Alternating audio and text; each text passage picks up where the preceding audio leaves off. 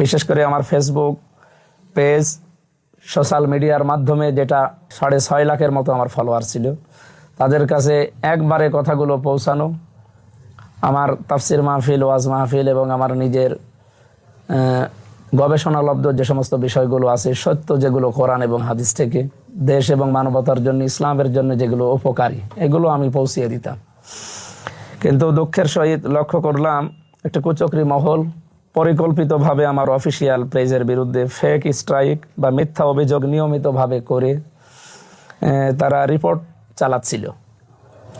এমতো অবস্থায় আমার ভেরিফাইড পেজ আজ দুপুরবেলা ডিসেবল হয়ে যায়, নষ্ট হয়ে যায়।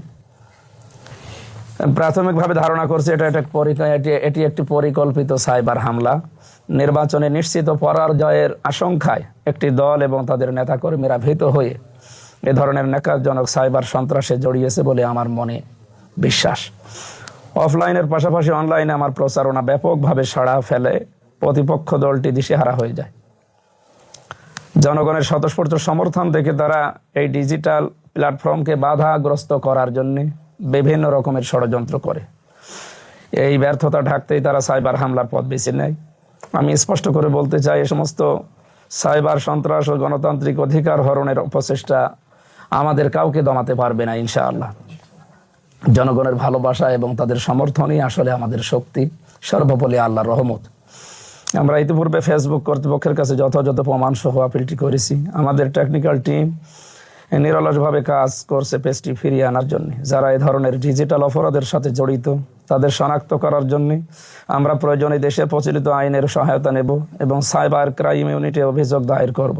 একই সাথে আমি নির্বাচন কমিশন, আইন শৃঙ্খলা বাহিনী এবং সংশ্লিষ্ট সাইবার নিরাপত্তা কর্তৃপক্ষের দৃষ্টি আকর্ষণ করছি এই ঘটনার সুষ্ঠু তদন্ত এবং দোষীদের বিরুদ্ধে আইনগত ব্যবস্থা দ্রুত গ্রহণ করার জন্য। আমি বিশ্বাস করি প্রযুক্তিকে সত্য প্রচারের হাতিয়ার হিসাবে ব্যবহার করা উচিত, কাউকে দমন করার জন্য নয়। সাংবাদিক ভাইদের অনুরোধ করব, আপনারা এই বিষয়টি জাতির সামনে সত্য সহকারে এবং সঠিকভাবে তুলে ধরবেন। এ ধরনের ডিজিটাল হয়রানি যেন আমি সহ সবাই মুক্ত থাকতে পারে এবং এর হয়রানি যেন বন্ধ হয়।